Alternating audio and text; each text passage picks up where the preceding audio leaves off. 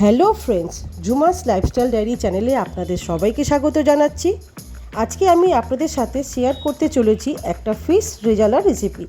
এটা কিন্তু বানানো অতীব সহজ।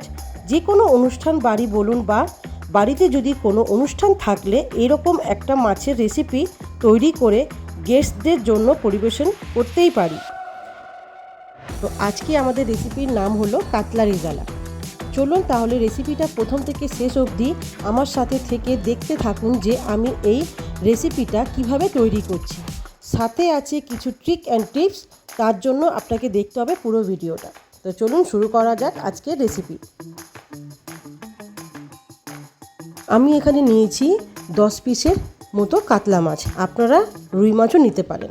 আমি এখানে ভালো করে ধুয়ে মাছগুলোকে জল ঝরিয়ে রেখেছি।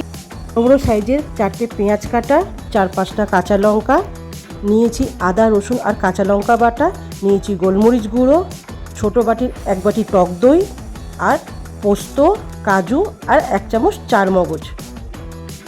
এগুলোকে আমি একটা পেস্ট বানাবো। তার আগে আমি এখানে অল্প গোলমরিচ গুঁড়ো, অল্প নুন আর টক দই দিয়ে মাছগুলোকে ভালো করে আমি মাখিয়ে নেবো। এখানে আমি যেহেতু রেজালা বানাচ্ছি, এখানে আমি কোনো হলুদ ইউজ করব না।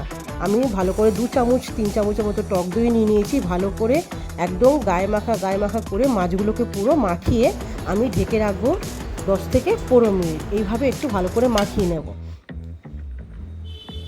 গ্যাসে কড়াই চাপিয়ে জল গরম করে তার মধ্যে যে পেঁয়াজগুলো আমি কেটে রেখেছিলাম আর লঙ্কা 4-5টা যে গোটা লঙ্কা রেখেছিলাম, এগুলোকে আমি একটু 10 মিনিটের জন্য এগুলোকে সেদ্ধ করে, পেঁয়াজগুলোকে সেদ্ধ করে আমি জল ছেঁকে বার করে নেব। একটু ঠান্ডা হয়ে আসলে এগুলোকে মিক্সির মধ্যে আমি ঢেলে দিয়ে মিক্সির বাটিতে একটু বরফ, 1 চাই বরফ দিয়ে এটাকে একটা পেস্ট বানিয়ে নেব। দেখতেই পাচ্ছেন কত গাঢ় একটা পেস্ট হয়েছে।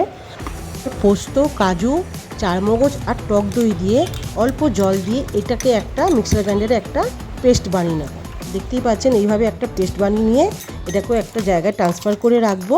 দেখুন কত সুন্দর স্মুথ একদম পেস্টটা হয়েছে, একদম মিহি হয়েছে।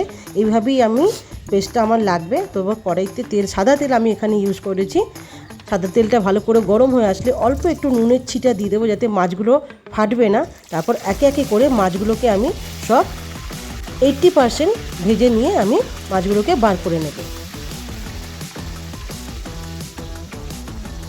দেখুন আমাদের মাছ বেশ ভাজা হয়েই এসছে। আমি এবারে কী করবো, মাছগুলোকে একটু হালকা ভাজা হয়ে গেছে, বেশি লাল করে ভাজবো না। এবারে মাছগুলোকে আমি একটু বার করে নিচ্ছি। দেখুন সব মাছ ভাজা আমাদের হয়ে গেছে। তেলে শুকনো লঙ্কা আর গোটা গরম মশলা আমরা ফোড়ন দিয়ে দেবো। 10 সেকেন্ডের জন্য ফোড়নটা একটু নাড়াচাড়া করে বেটে রাখা পেঁয়াজ আর কাঁচা লঙ্কা বাটাটা দিয়ে দেবো। দিয়ে 10 মিনিটের জন্য এটাকে গ্যাসটাকে অল্প হাই করে একটু ভাজবো। এর মধ্যে দিয়ে দেবো অল্প নুন আর একটু চিনি। ভালো করে ভাজা হয়ে গেলে আমরা এখানে দেখবেন তেল বেরিয়ে এসছে, তখন আমরা কি করব, আদা রসুন আর কাঁচা লঙ্কা পেস্ট দিয়ে দেবো।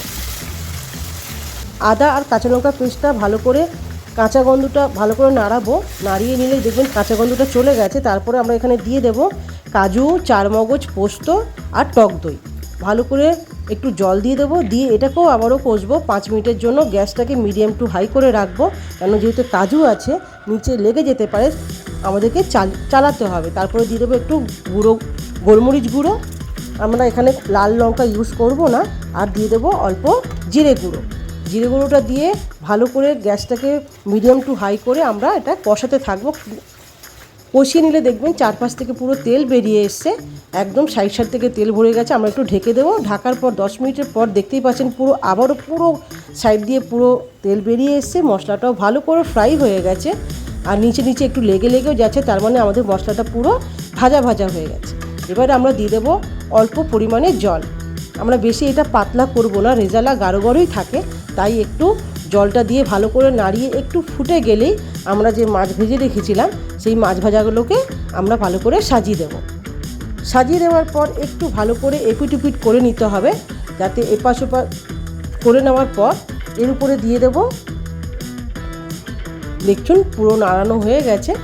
আর গ্যাসটাকে পুরো অল্প একদম লো ফ্লেম করে দিতে হবে। তারপর দিয়ে দেবো 1 চামচ ঘি, গুঁড়ো গরম মশলা আর আমি এখানে ইউজ করেছি লাল কাঁচা লঙ্কা। আপনারা চাইলে সবুজ লঙ্কাও দিতে পারেন। এটাকে ভালো করে একটু নাড়িয়ে একটু ফুটে গেলেই আমরা গ্যাসটাকে অফ করে দেব, ঢেকে রেখে দেব। রেখে দিলেই আমাদের ফিশ রেজালা বা কাতলা রেজালা পুরো রেডি সার্ভ করার জন্য। গরম গরম ভাত, ফ্রায়েড রাইস, পোলাও, পরোটা, নান, কুঞ্চা সবার সাথে খেতে অপূর্ব লাগে। আপনারা এটা অবশ্যই ঘরে একবার বানান আর আমাকে কমেন্টে জানাবেন যে আপনাদের এই রেসিপিটা কেমন লাগলো। আপনাদের যদি এই ভিডিওর রেসিপিটা ভালো লেগে থাকে প্লিজ একবার লাইক, শেয়ার আর সাবস্ক্রাইব করার অনুরোধ রইল বন্ধুরা। আজকের জন্য এতটাই। দেখা হবে নতুন কোনো রেসিপির সাথে। দেখার জন্য অনেক অনেক ধন্যবাদ।